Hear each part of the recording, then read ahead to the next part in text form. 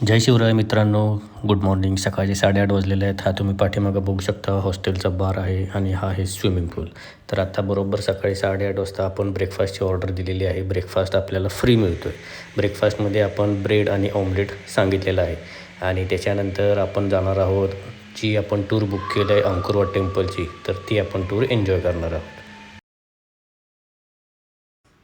तर मित्रांनो, मी ही tour हॉस्टेलमधून book केलेली आहे आणि त्याच्यासाठी मला $15 खर्च आलेला आहे.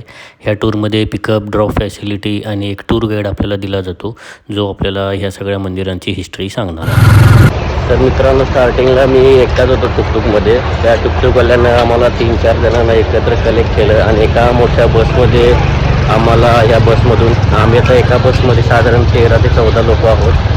तर सगळे मिळून आता ज्यांनी ऑनलाईन तिकीट काढलेलं नाही आहे, तर आम्ही 5 जण आहे ज्यांच्याकडे तिकीट नाही आहे. तर पहिल्यांदा आम्ही तिकीट काढणार $37 आहे आणि ते तिकीट घेऊन मग आपण पुढची जर्नी म्हणजे अंकुरवाट टेम्पलला आतमध्ये जाणार आहे. मोठं यांचं ऑफिस आहे. आल्यानंतर इथे तुम्हाला सुवेनियर्स वगैरे खरेदी करता येऊ शकतात. कॉफी शॉप आहे आणि फुल इथं असे मोठेच्या मोठे एकदम म्हणजे फार असे तिकीट काउंटर्स आहेत, जेणेकरून तुम्हाला जास्त वेळ इथं थांबायची गरज नाही आहे. तर लवकरात लवकर आपण तिकीट काढून इथून जाऊ शकतो. तर मित्रांनो, फक्त 5 मिनटाचं काम आहे. 5 मिनटात तुमचं तिकीट काढून होते. गेल्या गेल्या तुमचा फोटो काढला जातो आणि एक पास तयार केला जातो आणि तो पास तुम्हाला दिला जातो. क्रेडिट कार्ड पण ॲक्सेप्ट करतात, कॅश तर चालते, नो इश्यू. तर ही आपली बस आहे, मिनी बस आहे, AC बस आहे. याच्यात 13-14 लोकांना आम्ही आहोत.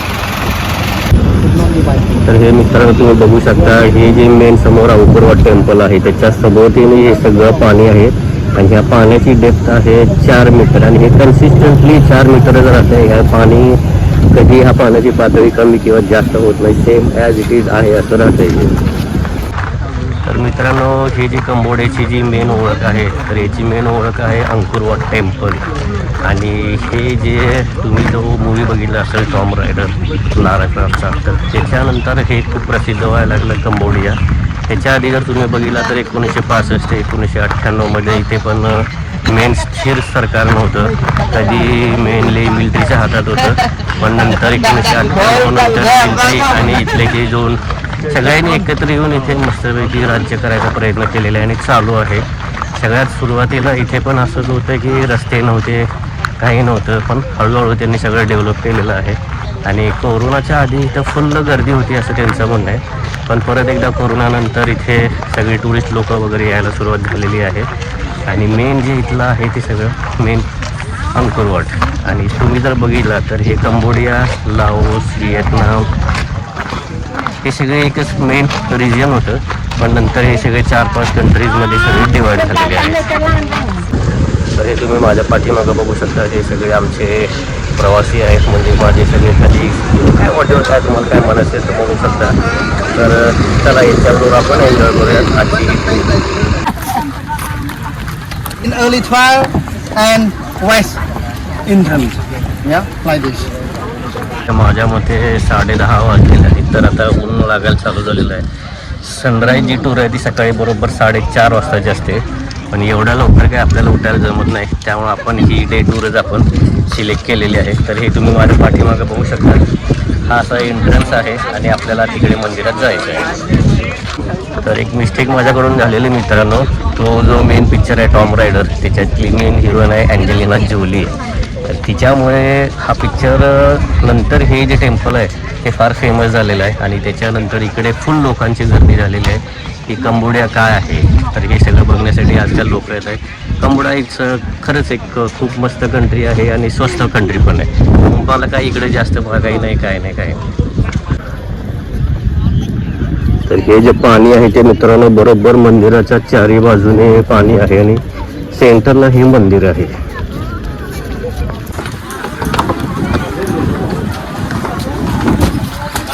I would like to inform like this, maybe easy to understand. The master basic plan of all the temple, they took from religious concept. Hindu and Buddhist, we pick the same about the universe. So temple. हे तुम्ही माझ्या पाठीमागे बघू शकता मित्रांनो, ह्यांनी पण प्रसादासाठी फळं वगैरे घेऊन आलेले आहेत. इथले जे लोकल्स आहेत ते. तर हे माझ्या पाठीमागे तुम्ही बघू शकता इथले फॉरेनर्स किंवा लोक जे आहेत ते त्यांच्या पारंपरिक वेशभूषेमध्ये येऊन तिथे मस्तपैकी फोटोशूट करत आहेत.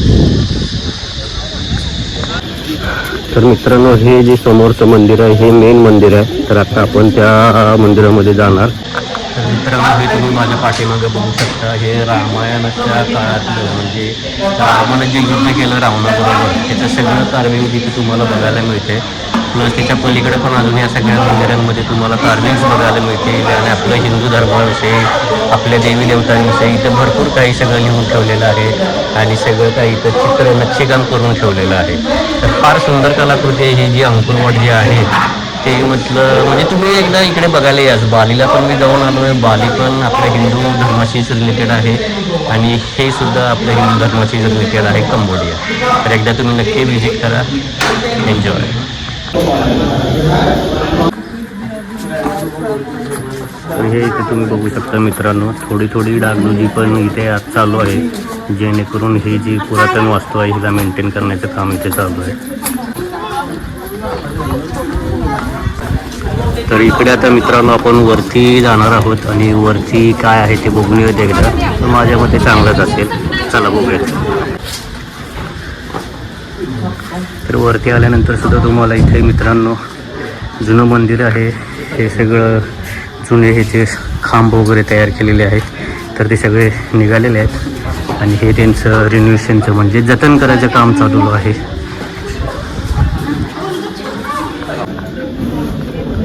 तर इथे पण वरती आल्यानंतर एक छोटंसं मंदिर आहे. तर इथे आल्यानंतर तुम्ही हे बघू शकता. आपण शूज पहिल्यांदा काढूयात. तर आपली संस्कृती आहे भारतीय. तर शूज काढून समोर जाऊन बघूयात. तर इथे तुम्ही बघू शकता दिवा लावलेला आहे, उदबत्ती केलेली आहेत, फळं इथे प्रसाद म्हणून ठेवलेला आहे आणि आत हे मंदिर आहे. तर इथे मित्रांनो वरती आल्यानंतर आतल्या आत तुम्हाला गोल फेरी मारायला येते आणि एक 3-4 मंदिर आहेत. प्रत्येक दिशेला एक एक मंदिर आहे, ज्याच्यात तुम्हाला बुद्धांची मूर्ती, उभे बुद्ध असतील, झोपलेले बुद्धाची मूर्ती असेल, ते सगळं तुम्हाला इथं आल्यानंतर बघायला मिळतं. आणि सेम आपल्याला आपल्या इंडियाच्या इथे आल्यानंतर आठवण होते.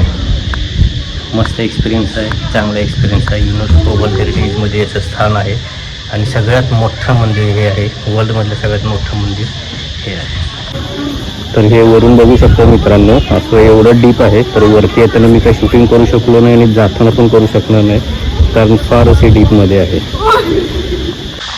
तर मित्रांनो, हे जे आपलं पाठीमागं अंकुरवाट मंदिर आहे ते आता पूर्ण बघून झालेलं आहे. पूर्ण म्हणता येणार नाही, एक फार मोठं मंदिर आहे. पण त्यांनी एक आपल्याला 2.5 तासात जेवढे काही मेन पॉईंट्स होते ते त्यांनी दाखवलेले आहेत. तर माझ्या मतात ह्याच्यानंतर एक लंच ब्रेक असेल आणि त्याच्यानंतर पुढं अजून आपल्याला एक 3 टेम्पल्स बघायचे आहेत. ते पुढचे 3 टेम्पल्स आपण बघूयात.